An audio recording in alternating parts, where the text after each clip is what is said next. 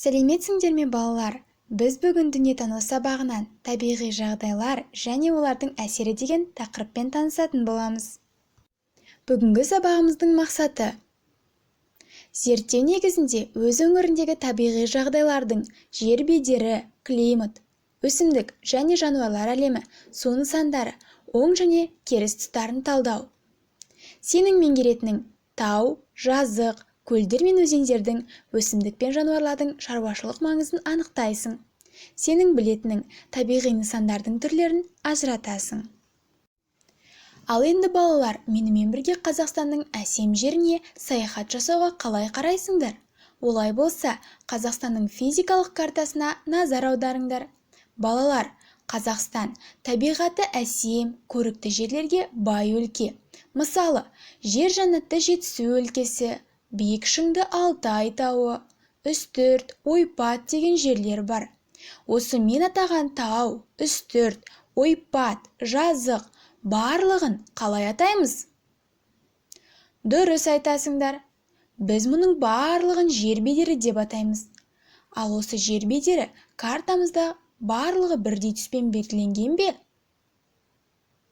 Әрине жоқ. Барлығы әртүрлі түспен белгіленген.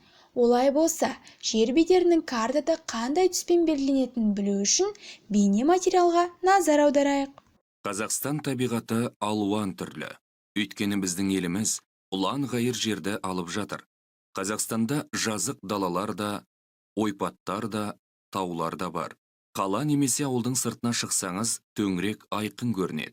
Кейбір жерлерде қырат та, тау да жоқ. Айнала теп-тегіс болады. Мұндай жерлер жазықтар деп аталады. Картада олар жасыл түспен беріледі. Кейбір жерлерде ойыс жазықтар кездеседі. Жазықтың бұл түрін ойпат деп атайды. Мысалы, Каспий маңы ойпаты теңіз деңгейінен төмен орналасқан, және ол картада қою жасыл түспен белгіленеді. Жер бетінің өте биік жерлерін тау деп атайды. Таулар алуан түрлі болады.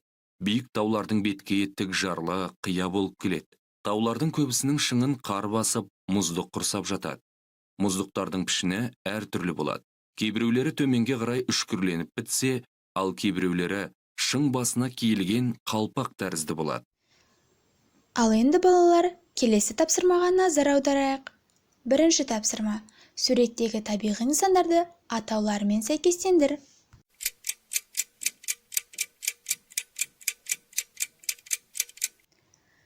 Жарайсыңдар балалар, суреттерді нысан атауларымен дұрыс сәйкестендірдіңдер. Бірінші суреттің атауы ойпат, екінші суреттің атауы өзен, үшінші суреттің атауы жазық, төртінші суреттің атауы тау. Балалар, шаршадыңдар ма? Қанекей, ендеше менің соңымнан қайталайық. Жоғары қарап күн көрдім, төмен қарап жер көрдім. Оңға, солға бұрылып, егеменді ел көрдім. Жарайсыңдар балалар, сендер өте дарындысыңдар. Келесі тапсырмаға назар аударайық. Керекті сөздерді орнына қойып жаз.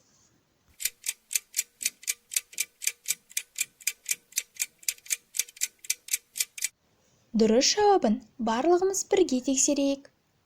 Таулы аймақтар картада қоңыр түспен белгіленеді. Жер бетінің өте биік жерлерін тау деп атайды. Каспий маңы ойпаты теңіз деңгейінен төмен орналасқан. Картада қою жасыл түспен белгіленеді. Айнала теп-тегіс. Мұндай жерлерді жазық деп атайды. Таулардың көбісінің шыңын қар басып, мұздық құрсап жатады. Қане балалар, дәптерімізді ашып, мына сөздердің анықтамасын жазып алайық. Ойпат, теңіз бетінен төмен жазық жерлер. Тау, жазықтан 200 метрден астам биіктікке көтеріп жатқан бөлігі. Қазақстандағы ең биік тау Тянь-Шань тауы. Жазық, жер бетінің аз тілімденген, тегіс немесе белесті болып келген кең алқабы. Бәрекелді, сендер өте ақылдысыңдар. Үшінші тапсырма: суреттегі заттар қалай аталады? Олардың бірінші әріптерімен сөз құра.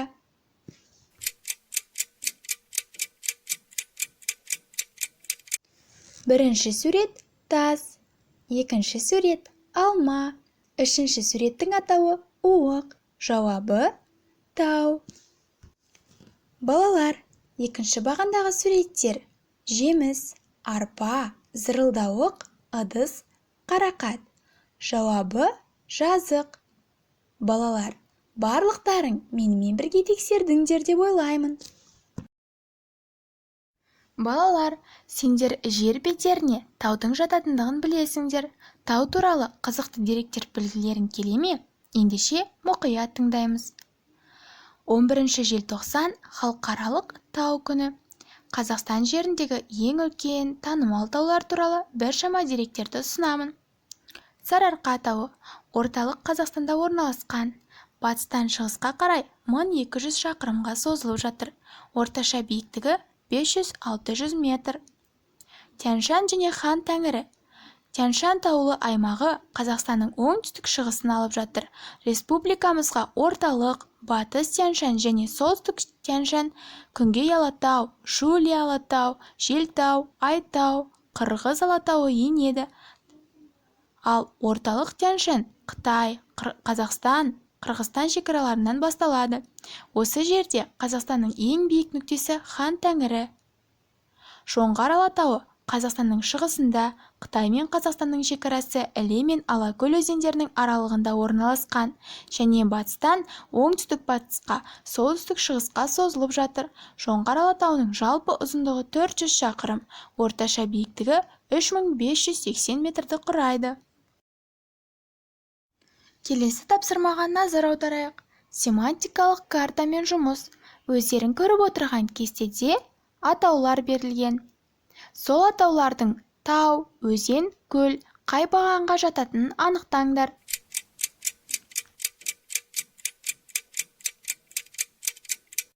Жарайсыңдар балалар.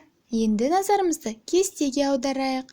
Жазған жұмысымызды кестеге қарап, дұрыс еместігін анықтап алыңдар. Бүгінгі сабақта қандай тақырыппен таныстық? Табиғи жағдайларға не жатады?